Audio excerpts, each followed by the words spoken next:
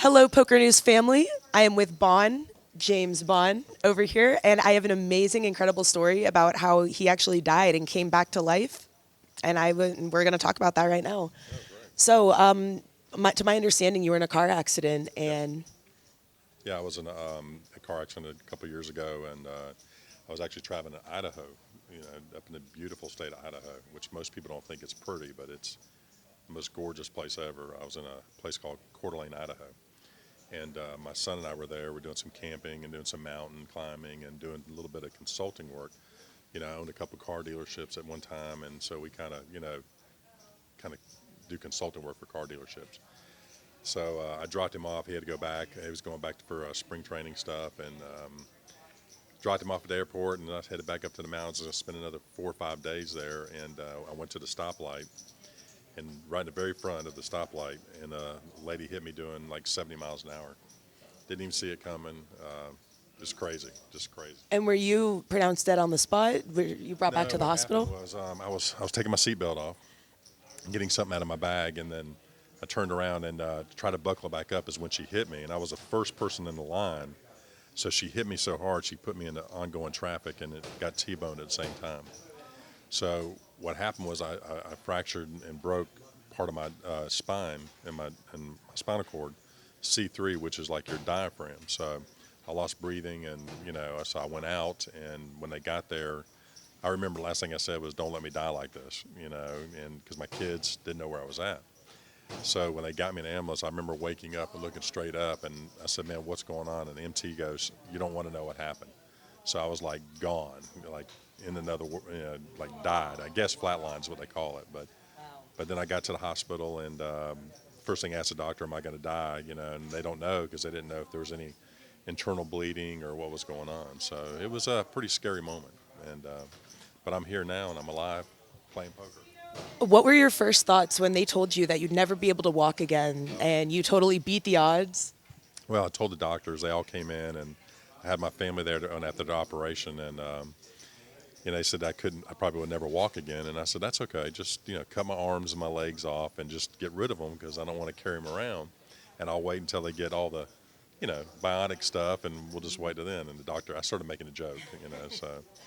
But I just never believed or ever thought that when you go through something like that, if you can really imagine, when you're holding your hand out or you got your hand there and you can't make it move or you can't make your feet move and you got tubes coming out of you, you just it kind of puts a reality check on you. But I just never believed that I wasn't going to walk out of that hospital. And, I told the nurses and the doctors, I said, "I'm not leaving Coeur d'Alene, Idaho until I can walk out of this hospital." They, yeah, they wanted to ship me back to Dallas or back to where my family was. I said, "No, I'm staying right here, right now." I said, "I'll walk out of here." So about 4.5 months into it, I started getting feeling and started to feel my toe move, and I finally got it to where I could stand up. And then, after that, I walked out. It was ugly, but I mean, I literally walked out. And they took a video, and so I got out of there. But I actually took a train. I didn't want to fly because, I mean, flying in my situation, I was by myself. I had nobody there at the time, and my kids didn't know I was getting discharged. So I just said, "Hell, I'm gonna take a train." And I thought it was going to be great to take a train because you see all these little movies about train rides.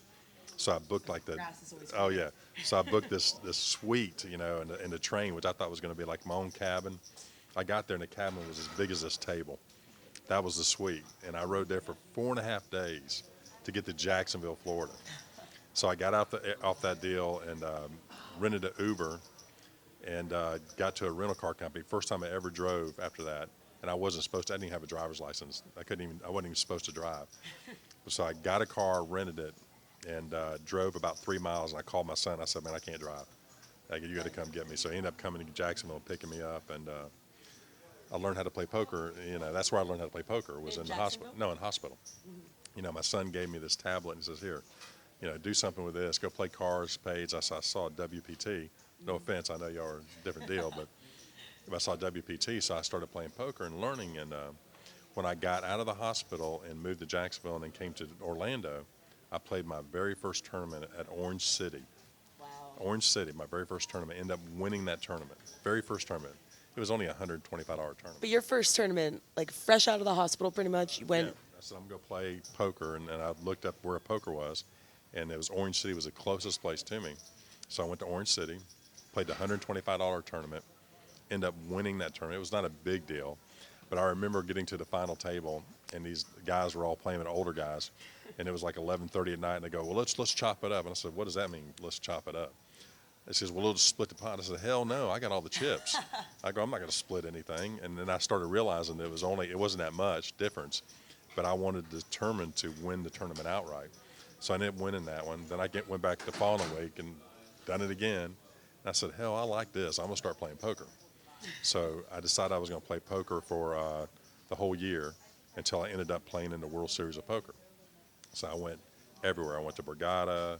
I went to Marin Live. I went everywhere in Louisiana, and I ended up playing at the World Series. Did you play in the main event in the World Series of Poker? Yeah, one day and gone too. I played the first day, and it was done the first day. But I did very good out there, and yeah, I had some good series, and I've done pretty good playing poker. But I mean, from being in the hospital, teaching yourself how to play poker, to winning the first tournament you ever play fresh out the hospital. Yeah, it was. It gives you. What is that feeling like? It made me go play poker for a year.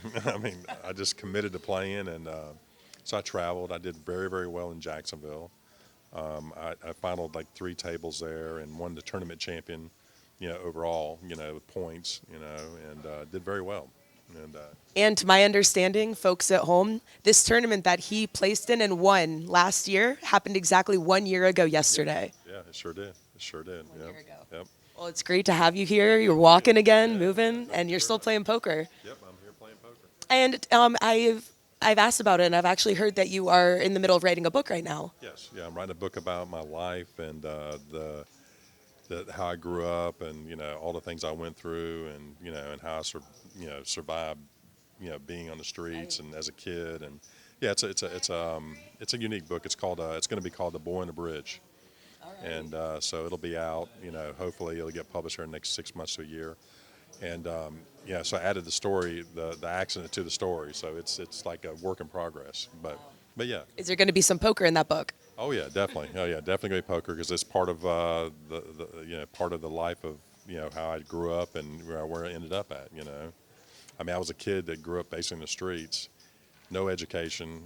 Ended up owning car dealerships, restaurants, and real estate companies, and was very successful. And then I had the car accident, and then of course, playing poker. So it's just a kind of a feel good, get out there, be motivated, make sure kids know that hey, no matter how bad your life is, no matter what you go through, it's up to you.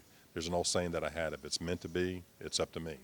And they just got to go out there and do that. And so I've kind of dedicated that book to kids growing up and what they have to go through in order to get there. It's a tough life out there. It is. Totally, yeah. And people give up, and they just, they don't see that there's opportunity. Every day is an opportunity. As long as you're alive and you're here, it's an opportunity, and that's what they got to look at. So. Do you have a different outlook on life since you literally died and came back to life? Everybody asks that question. I always had a great outlook in the first place. It just enhanced the idea that you're not given every day. You're not given tomorrow. You're not given the next 5 minutes. So you got to take advantage and live it to the fullest. And it didn't change me not that much. I was already changed. I was already doing what I did. So, but it does make you think that any given moment it could be done. And that's why you got to hug your family, kiss your kids, kiss your boyfriend, husband, whatever you got, and just because every day could be your last. But I'm enjoying what I'm doing, and I'm happy to be here right now. So. And we're very happy to have you here. Thank you. Thank you very much. There you go, folks. We have a story about a man who died, came back to life, learned poker, came back and won a tournament. If that gives you any inspiration. If that doesn't, I don't know what will. Got to go after it. Got to go after it. Bye, guys. Thank you so much for listening.